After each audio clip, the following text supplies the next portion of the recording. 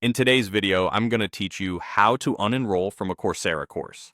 If you've decided a course isn't the right fit, or you just need to tidy up your dashboard, unenrolling is quick and straightforward. Here's exactly how to do it, along with a few tips to help you make a confident choice. Start by opening Coursera and heading to the My Learning section. This is your course hub, the place where all your active courses, saved items, and ongoing learning paths live.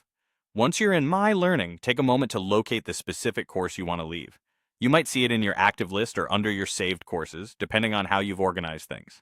Next, look to the right of that course for a small three-dot icon, often called the More Options menu. Click or tap those three dots. A short menu will appear with several actions. Choose Unenroll. This tells Coursera you no longer want this course to remain in your learning list. A confirmation pop-up will appear to make sure you really want to proceed. This is an important pause point. Unenrolling typically removes the course from your dashboard and may end your access to graded assignments, certificates, and certain course materials tied to your enrollment.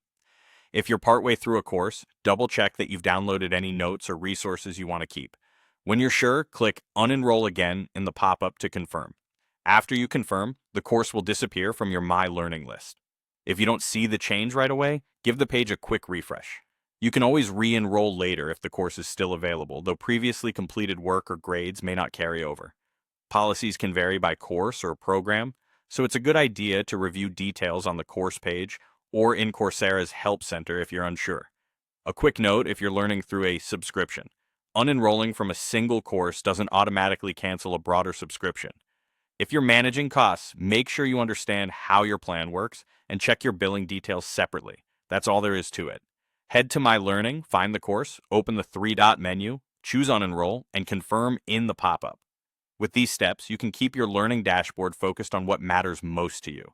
If you're exploring new topics, don't hesitate to re-enroll later or browse for a better fit. Thanks for watching, and happy learning.